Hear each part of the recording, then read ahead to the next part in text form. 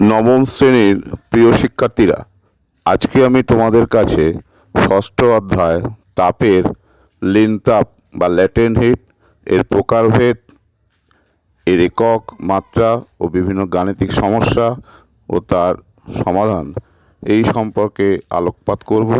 তোমরা এগুলো ভালো করে শোনো ও বোঝার চেষ্টা করো। লিনতাপ বা ল্যাটেন্ট হিট, প্রথমেই সংজ্ঞা হিসাবে কি বলা যায়? স্থির উষ্ণতা একক ভরের কোনো পদার্থের শুধুমাত্র অবস্থার পরিবর্তনের জন্য যে পরিমাণ তাপ প্রয়োগ বা নিষ্কাশন করতে হয়, সেই পরিমাণ তাপকে ওই পদার্থের ওই অবস্থার পরিবর্তনের লিনতাপ বলে। তাহলে এম ভরের কোনো পদার্থের অবস্থার পরিবর্তনের জন্য যদি কিউ পরিমাণ তাপ প্রয়োগ করতে হয় এবং এল যদি লেন তাপ হয়, তাহলে এটাকে একটা যদি গাণিতিক সমীকরণের মাধ্যমে যদি প্রকাশ করি, তাহলে দেখো আমরা এটাকে কি বলতে পারি না, কিউ সমান হচ্ছে M L, Q equals to M L, যেখানে এল হচ্ছে লেন তাপ। তাহলে এর মাত্র সংকেত কি হবে? নিশ্চয়ই তোমরা দেখতে পাচ্ছ কিউ সমান যদি এম এল হয়, তাহলে L equals to Q by M.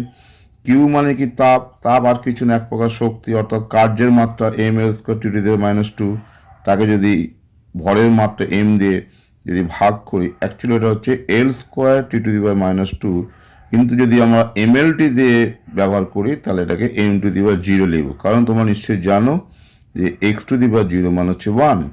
সুতরাং L square T to the minus টুও লেখা যায়, অথবা কেউ এটাকে এম এল দিয়ে যদি প্রকাশ করা হয়, M to the zero L square T to the minus টুও লিখতে পারে। তাহলে এর একক যদি আমরা বলি, দেখো সিজিএস একক, তাহলে কি বলবো? তোমরা মুখস্থ করবে না, তোমরা গাণিতিক সমীকরণটাকে দিয়ে কাজে লাগিয়ে এটা করার চেষ্টা করবে। দেখো কিউ বাই এম, তাহলে আমরা বলতে পারি ক্যালোরি পার গ্রাম। আর এসআই পদ্ধতিতে যেহেতু ক্যালোরির জায়গায় আমরা কাজের একক জুল লিখব এবং গ্রামের জায়গায় কিগ্রা লিখব, তাহলে এটাকে আমরা বলবো জুল পার কিগ্রা। এবার যদি আমরা লিনতাপের প্রকারভেদে আসি, অর্থাৎ লিনতাপ ক প্রকার হবে ও কি কি, তাহলে দেখো আমরা জানি যে পদার্থের তিনটে অবস্থা, ক্ষেত্রে কঠিন, তরল ও বাষ্প। কঠিন থেকে দেখো তাপ প্রয়োগ করলে তরল হয়, সেক্ষেত্রে গলনের লিনতাপ।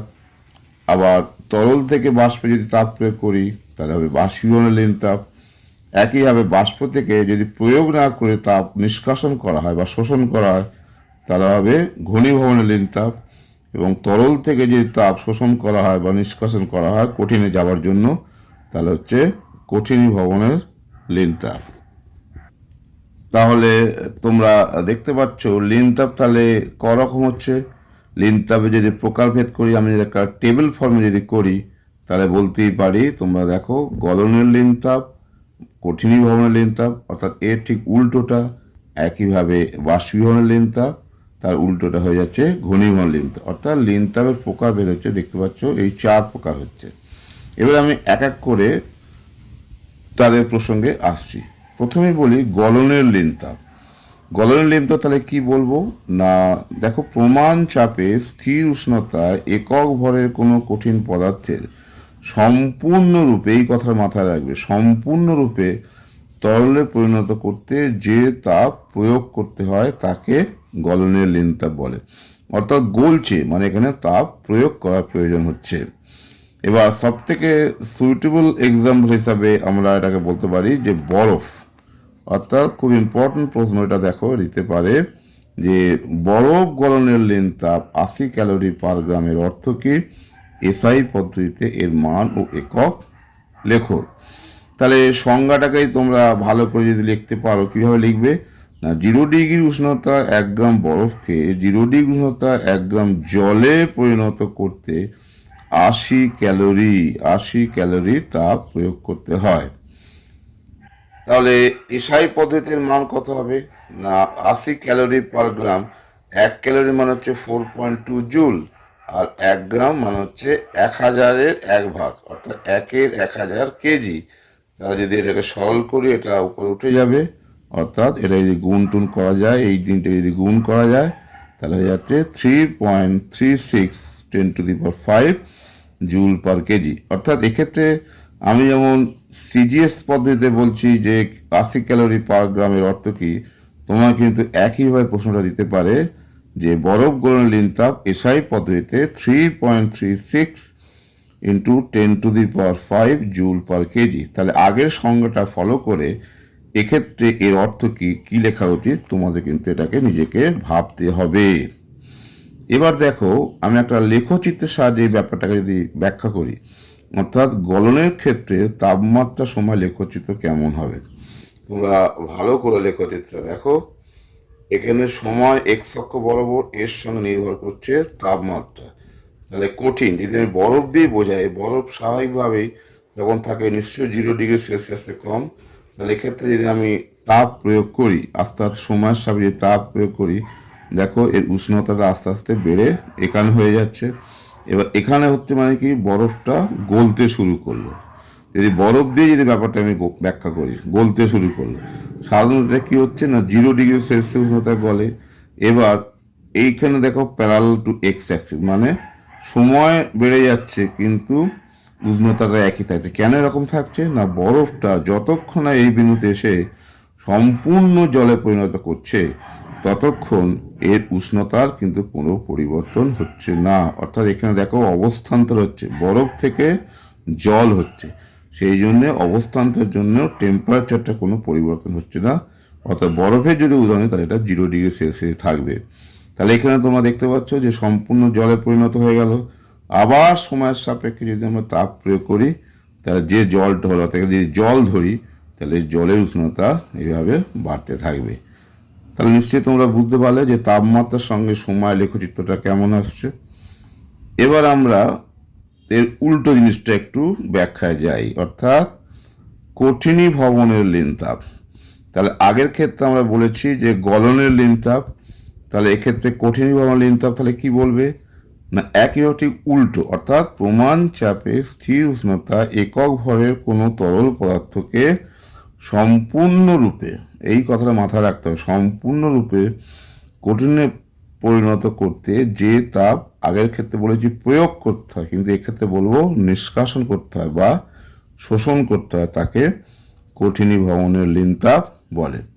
তাহলে আগের ক্ষেত্রে যদি গলনের লিনতাপের ক্ষেত্রে উষ্ণতার সময় লেখচিত্র যা বলেছি, এক্ষেত্রে যদি বলা হয় যে কঠিনী ভবনের ক্ষেত্রে উষ্ণতা সময় বা তাপমাত্রা সময় লেখচিত্র, তাহলে দেখো ঠিক উল্টো ধরনের লেখচিত্রটা এখানে আসছে। তাহলে দেখো এখান থেকে দেখো উষ্ণ জল আছে, এবার তাপ শোষণ করা, উষ্ণতা যদি তাপ শোষণ করা হয়, তাহলে এই পয়েন্ট এসে দেখো জল আস্তে আস্তে বরফে পরিণত শুরু হচ্ছে। এই অবস্থাতে দেখো জল কি হচ্ছে না আস্তে আস্তে বরফে পরিণত হতে শুরু করলো, এবং জল যে এই বিন্দুতে আসছে, যতক্ষণ না জল সম্পূর্ণরূপে বরফে পরিণত হচ্ছে, তাহলে এখানে এসে এই অবস্থাটা কি হচ্ছে না বরফে পরিণত হচ্ছে। এই অবস্থার পর আরও যদি তাপ শোষণ করা হয় সময়ের সঙ্গে সঙ্গে, বরফের উষ্ণতা কি হচ্ছে না আরও ক্রমশ নিচের দিকে রান করবে। তাহলে এটাই হচ্ছে গলনের উল্টো, অর্থাৎ কঠিন ভবনের ক্ষেত্রে উষ্ণতা সময় লেখচিত্র। তাহলে তোমরা নিশ্চয় দেখতে পাচ্ছ দুটো লেখচিত্র আলোচনা করলাম, একটা হচ্ছে গলনের উষ্ণতার সময় বা তাপমাত্রার সময়, তার ঠিক উল্টো কঠিনী ভবনের উষ্ণতার সময় বা তাপমাত্রার সময় লেখচিত্র।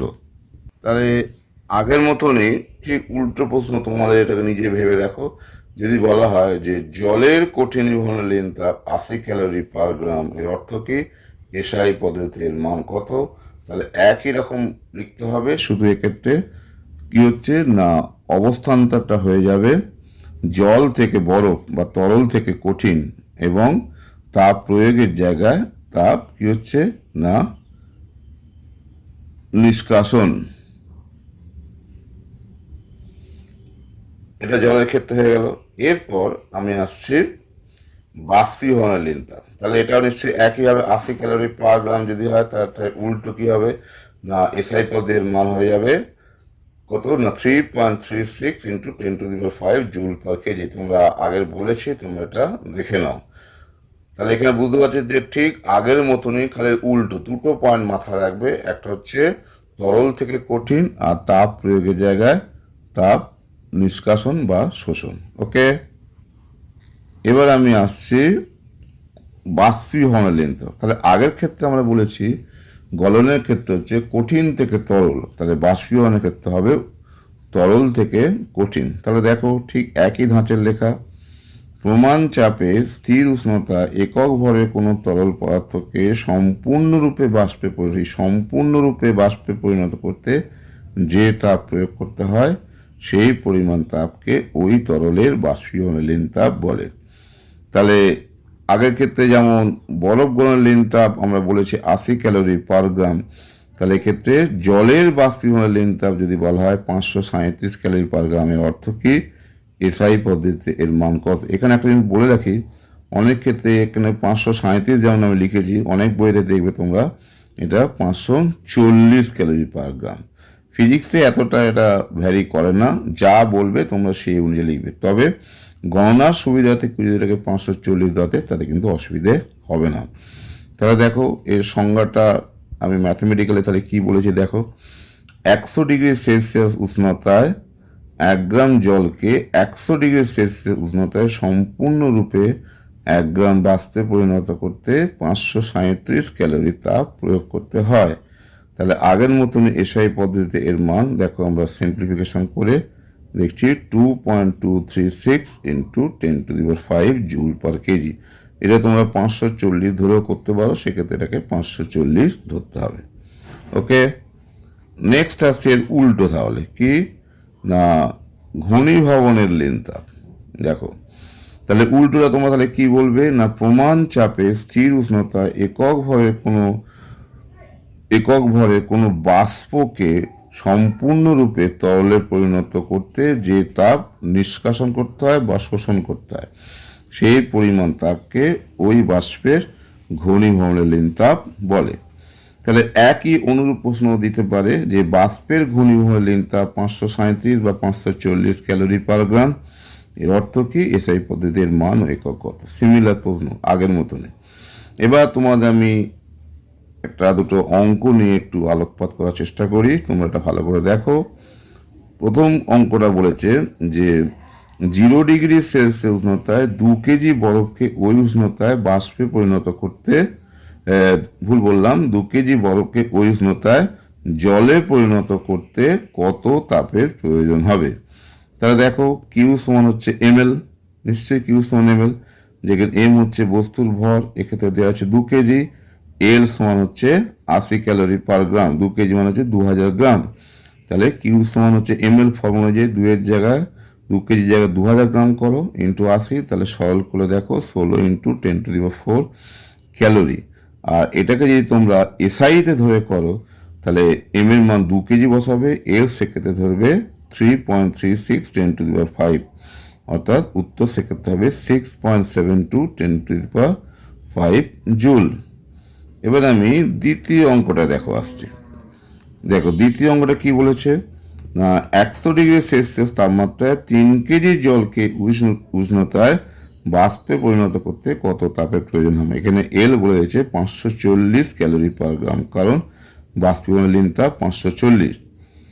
তাহলে একইভাবে আগের মতো কিউ সমান হচ্ছে ml, এম এর জায়গায় 3 কেজি বা 3000 গ্রাম, এল হচ্ছে 540, তাহলে দেখো গুণ করলে এটা আসছে। আর যদি তুমি এসআই পদ্ধতিতে করতে চাও তাহলে 3 কেজি রাখবে, সেক্ষেত্রে এসআই লিন তাপের মান হচ্ছে 2.268 10⁶ জুল পার কেজি, তাহলে গুণ করলে এইটা। তাহলে তোমরা মোটামুটি দেখতে পেলে যে লিন তাপ কি, লিন তাপের একক ও মাত্রা কি, লিন তাপের প্রকারভেদ, বরফ গলনের লিন তাপ 80 ক্যালোরি পার গ্রাম, এর অর্থ কি এসআইতে মান কত। একইভাবে জলের বাষ্পীভবনের লিন তাপ 537 বা 540 ক্যালোরি পার গ্রাম, এর অর্থ কি এসআইতে মান কত। এর রিভার্স প্রশ্ন, অর্থাৎ গলনের লিন তাপের জায়গায় কঠিনীভবন লিন তাপ, একইভাবে বাষ্পীভবনের লিন তাপের জায়গায় ঘনীভবন লিন তাপ। তাহলে তোমাদের আমি দুটো অঙ্ক করে দেখালাম। এই জাতীয় একাধিক অঙ্ক তোমরা বিভিন্ন বই, কোশ্চেন ব্যাংক এবং টেস্ট পেপার থেকে পাবে। এগুলো তোমরা সলভ করো, তাহলে তোমাদের লিন তাপ সম্পর্কে একটা স্বচ্ছ ধারণা হবে। তাহলে আজকে আমি এখানে শেষ করছি।